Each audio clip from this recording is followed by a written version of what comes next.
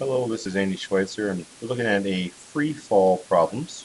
Um, and just a little background on a free fall problem. Let's just say, hypothetically, that you were to Mr. Stickman is going to simply jump. Okay, if he jumps, okay, and lands, then there's a certain time he's in the air. There's a certain angle. We call this projectile motion.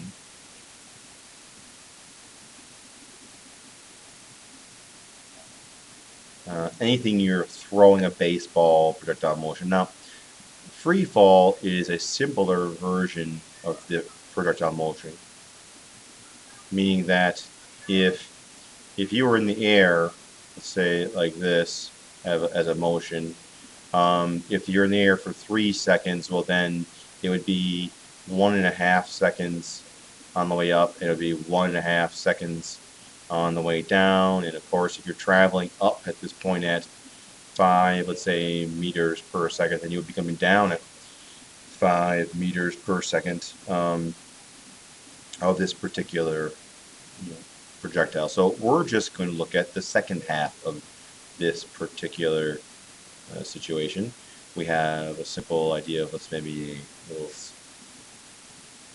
board, and Mr. Stickman simply steps off and starts to fall, or takes a rock and drops the rock. How what's the velocity at some time, and then what is the distance that it's fallen. Those are two type problems that we basically want to know. And distance at at what time. So in this case, we have a couple examples, and let's grab an example. I'm going to grab an example out of your packet here. um,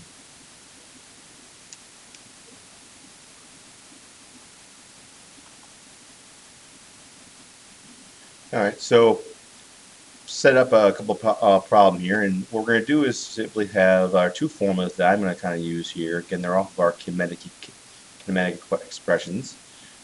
This was derived from the velocity formula, and this is, of course, the distance formula. Two formulas that we would use pretty fluently. That's it.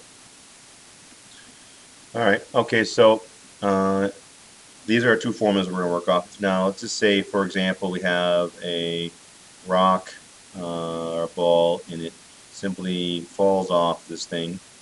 Its initial velocity is 0. It's not falling in a downward motion at all. You could throw it down, and that would change it a little bit.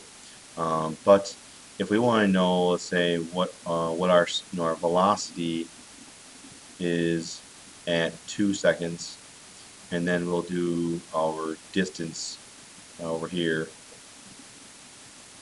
at 2 seconds. So in this case, my velocity final equals my velocity initial plus acceleration times time. Velocity initial is 0, plus my acceleration is negative 9.8 meters per second squared. And that negative makes it a velocity going down. And then the time is 2 seconds. So at that point times 2, and you can just plug it in. It'd be a little shy of negative 20.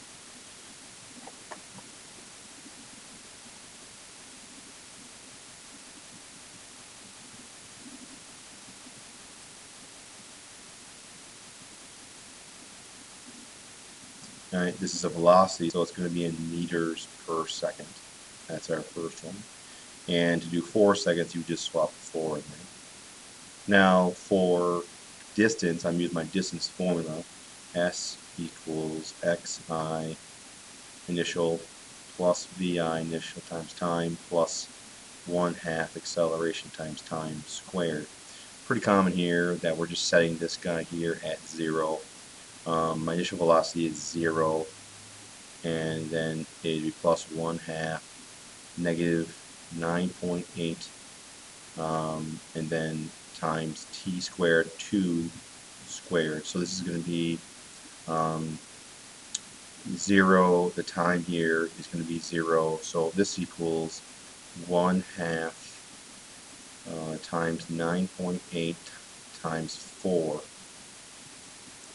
and the 9.8 would be negative because we're going down.